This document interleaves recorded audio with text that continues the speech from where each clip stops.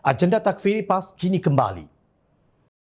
Nampaknya Himpunan Kedah Berselawat berbusana anjuran pejabat Menteri Besar Kedah kemarin menyaksikan berlakunya penyalahgunaan dana kerajaan bagi berkempen untuk parti politik dalam pilihan raya negeri PRN.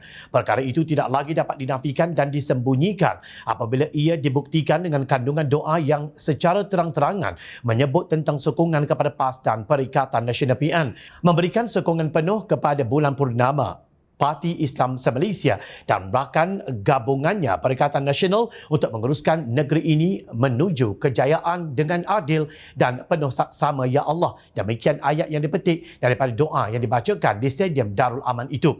Program tersebut disifatkan sebagai program penunggang agama dan agenda berselawat demi talian hayat PAS dan PN untuk menghadapi PRN itu juga dapat dilihat dalam slot tausiah atau nasihat oleh Zainul Asri Muhammad Ramli. Bekas Timbalan Ketua Dewan Ulama PAS Kedah itu meminta agar hadirin memperbanyakkan solat hajat sebelum pembubaran Dewan Undangan Negeri DUN pada 28 Jun ini. Beliau memohon agar Allah Subhanahu Wa Taala mempertahankan negeri Kedah daripada dijatuhkan oleh musuh-musuh Allah dan dimenangkan agama Allah Subhanahu Wa Taala dan diakhiri dengan laungan takbir. Ungkapan musuh-musuh Allah itu dilihat menggambarkan semua parti yang berebut kerusi DUN dengan PAS dalam PRN Kedah tidak lama lagi sebagai musuh Allah. Saudara Sayyidina Muhammad, moga-moga Allah Ta'ala mempertahankan negeri ini daripada dijatuhkan oleh musuh-musuh Allah Subhanahu Wa Ta'ala dan dimenangkan agama Allah Subhanahu Wa Taala, insya-Allah.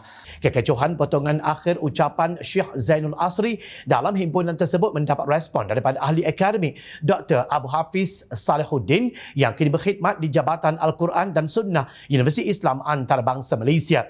Menurut beliau menerima potongan ucapan Zainul Asri dan menonton ucapan tersebut lebih panjang untuk memahami konteks ucapan viral itu. Saya dapati sebelum potongan ucapan itu dikeluarkan, beliau meminta agar hadirin memperbanyakkan solat hajat sebelum pembubaran Dewan Undangan Negeri DUN Kedah. Maka agak selamat dan tidak salah untuk memahami bahawa ucapan selepas itu, yang mana termasuk potongan ucapan di bawah ini, merujuk kepada perlawanan pilihan raya negeri yang bakal diadakan, kata Abu Hafiz.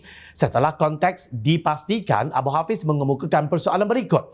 Adakah Syekh Zainul Asri telah dengan pasti yang mana parti memerintah Kedah PAS adalah direstui dan diredai Allah? Kalau ya, apakah buktinya telah terima wahyu daripada Allah Subhanahu Wa Taala atau berjumpa Nabi? Maka semua parti yang berlawan dengan PAS dalam PRN Kedah tidak lama lagi adalah musuh Allah. Mereka kafir. Sekiranya mereka mati, bakal tidak dikuburkan di perkuburan kaum muslimin. Urusan politik PRN adalah hak konstitusi masing-masing. Berlawanlah dengan idea dan gagasan membangun negeri. Tetapi kenapa perlu sampai ulangi cerita lama sehingga berbau kafir-mengkafir? Jabatan Mufti dan Jabatan Agama Kedah perlu respon dan bertindak atas ucapan sebegini. Ia sangat berbahaya kerana mendekati kafir-mengkafir. Jangan ulangi kisah berdarah puluhan tahun dahulu, tegas bekas Ketua Pejuang Pemuda itu dalam kenyataannya di Facebook beliau.